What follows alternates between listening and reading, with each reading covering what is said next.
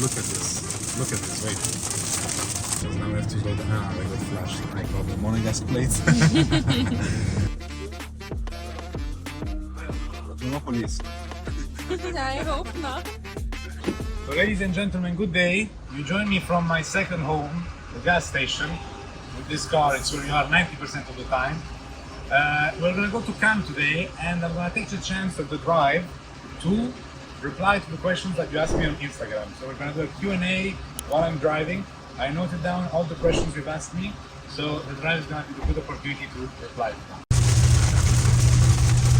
So we're going to Cannes for what is supposed to be a beach day. Doesn't look like a beach day to me. Anyways, I'm gonna be happy to see my friend, and on the way I promised you a Q&A. So let's get started with some questions. First question, how old are you? We'll start off with the easy ones, 22. And what's your job? Well, that's something I get asked a lot, but I'd rather not talk about it publicly just yet. Perhaps one day.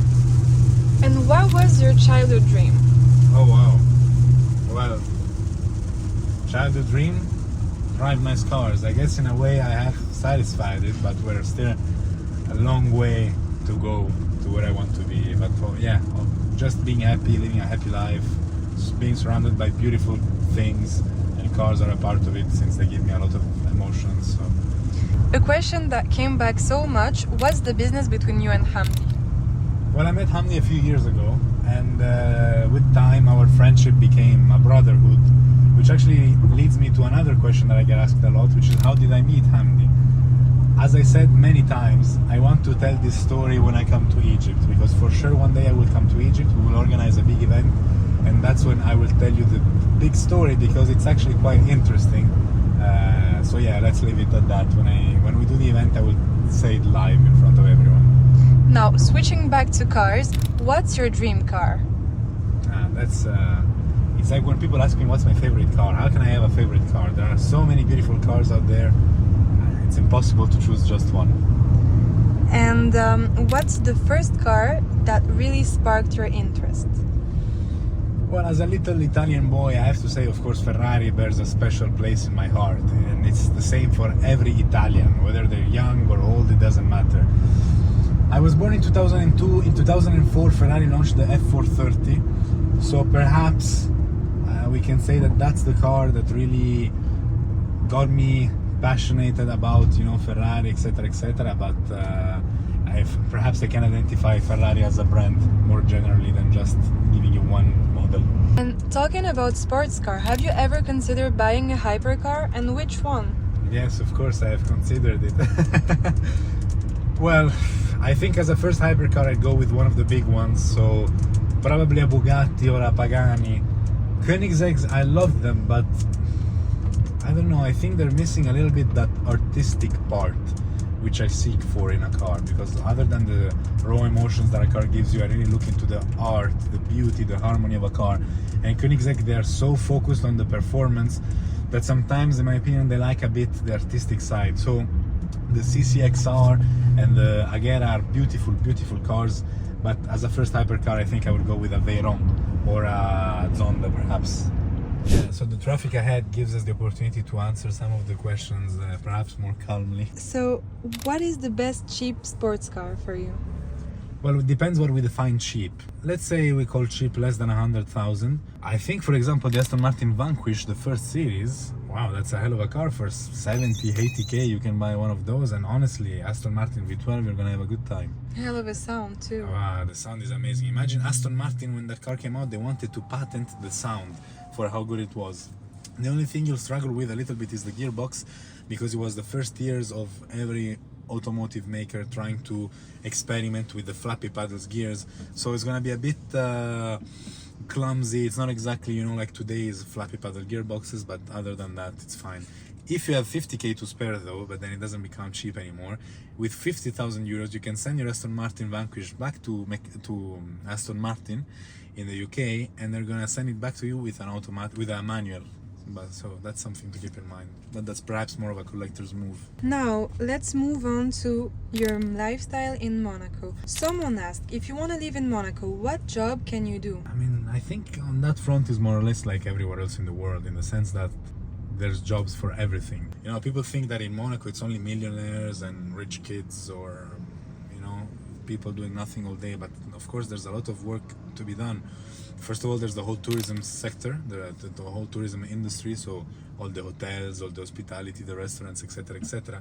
But there's a lot of banks. Monaco is quite a, I want to say, relatively big financial hub. It's not like London, of course, but there's a lot of finance industry that's happening here in Monaco. And then, I mean, you can work in cars, you can work in yachting, you can work in retail. Then there's all the works, you know, like everywhere else. And speaking about yachts, by the way, someone said that they saw you on so many yachts, occasionally, of course, and they wanted to know if you had some friends owning yachts, perhaps. Yeah, I do have some friends that own yachts. I have a friend who builds them, but most of the times when you see me on yachts, it's because of events. The yachts are a big part of the Monaco lifestyle, so a lot of the time when companies want to organize event, they do it on a yacht.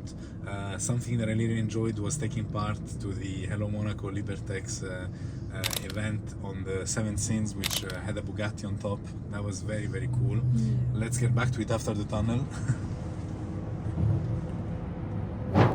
Yeah, so to conclude with this question, also another option is that most of the times you have yacht brokers. I have a few friends that are yacht brokers. They have open days, so basically they invite people, and for example they invite me to have a look at the yachts, etc., etc. I take some videos, I share it with you, so that's why you see me on yachts for the most reasons, let's say. And we saw you on yachts, probably with cigars too, so someone asked, where do you get your cigars from? Funny question. Well, there's this shop in Monaco, Davidoff. There is Davidoff Monaco, basically in the Metropole shopping center. I like to go there. The owner is a very nice man. He likes to advise me. I love when I go buy a cigar. I have some knowledge, but I'm not as an expert that I am with cars, so I always like to hear some opinions and learn more about them. So yeah, the owner there is very kind. He advises me, gives me some suggestions. Now we have to slow down. We got flashed, so no problem. Monegasque plates. Or sometimes I get gifts. A lot of the cigars I smoke are gifts. So either they're gifts or I go buy them at Davidoff in Monaco. That's my go-to shop. What is your favorite automaker company now that we get back on the cars? Very hard to identify only one. As I said, since a child, you know, everyone gets excited by Ferraris, but you can see it throughout my stories. Every kind of car excites me, so I cannot really identify one. Because, for example, Bentley gives you some kind of emotions. Ferrari gives, you know, the emotions that a car gives you are not necessarily about the speed and the power and the sound. Because going slowly in a Bentley or in a Rolls Royce can give you different kind of emotions, but very intense ones as well. So every car maker has his set of qualities that I appreciate. And are you more of a classic or modern car enthusiast?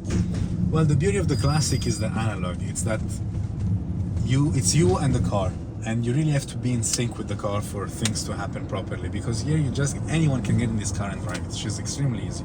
Automatic gearbox, that's it.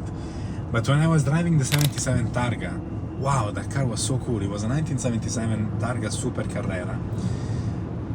Fantastic machine. Then you really understand what it means to drive, because if you don't do the things properly, then the car will not behave properly. So it's really up to you to control her. So it depends what you're looking for. I'm not that much of a classics enthusiast, but when I have one under my hands, I really do appreciate it. And what are some of your favorite driving routes or destination around Monaco? Well, there are some nice roads just above Monaco in the hills looking down on Monaco. There is this village called La Turbie, and it's very nice because that's where you go with friends most of the time. If you want to have a quick drive, you know, it takes you 20 minutes to get there, and you have some nice twists, some nice bits of road. Other than that, you have a bunch of routes, again, nearby. That's the beauty of Monaco, you know, you have the sea, you have the mountain. 2 hours drive from Monaco, you can ski in the winter. So, you know, the whole geography of Monaco and its surrounding, of course it's surrounding because in Monaco you don't want to drive fast, gives you the opportunity to take a nice car and enjoy it. Can you share a memorable experience through your career as an automotive content creator?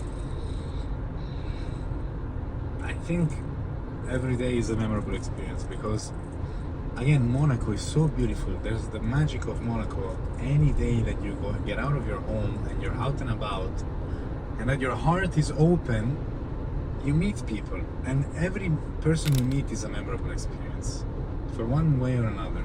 So, yeah, I don't know, just being around, and then when people start to know you, also Monaco, everyone is friendly and open. So when people start to know you and they know who you are and they understand you, etc., then they are happy to. What's happening here? Telepage giving us problems. Yeah. Perhaps I didn't put it in the right place, but this is where the telepage people tell you to put it. So yeah, in Monaco people are extremely monopolies. I hope not. W12 feels like a jet. In Monaco people are extremely open, so it's very easy to make new acquaintances. So every day it's a good moment to remember. What is the most powerful car you ever drove? Powerful, yes, F90, 1000 horsepower, Ferrari hybrid powertrain, V8 biturbo plus, I believe, 2 electric motors. It's a car that she's beautiful. She's not one of the most beautiful Ferraris in my opinion, especially when you see it from the back. The front is very nice. It reminds you a bit of the Formula 1 nose. The driving experience is very interesting because, in my opinion, when you touch the 1000 horsepower mark, you really are in another league. It's a car that when you really floor it, wow, she disappears. Unfortunately, she's lacking a bit of sound because of the biturbo, the electric powertrain, and the anti-particulate filters, that nowadays with all the regulations they have to put. But really fun car to drive. What is the most expensive car you ever drove? Expensive, probably one of the Rolls Royces. Either the new Ghost or the Drophead. New, that car was about €500,000. Like the new Ghost, probably one of the Rolls Royces. What is the rarest car you ever drove?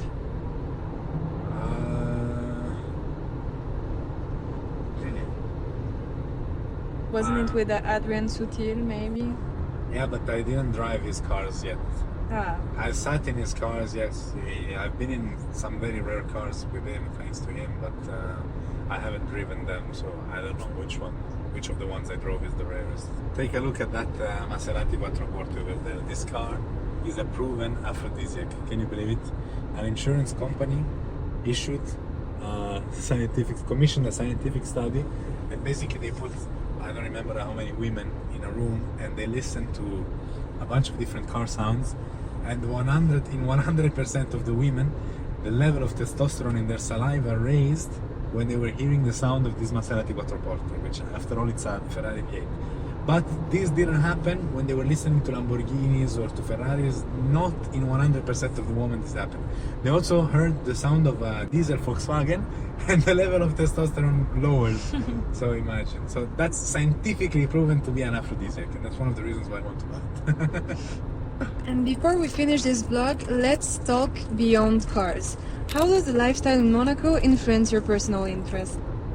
Well, the personal interests that I cultivate in Monaco are basically the reason why I moved here. I don't have to explain the lifestyle in Monaco. I think it's very known. So cars, of course, have always been my number one passion, and in Monaco, it's the place where to be. Other than that, there's the whole, yachting, partying, but I've never been a big party guy. I only go out I don't really go partying. I just meet with friends in some clubs because, when you're busy during the day, that's when you have time to meet up. It's in the weekends or at night.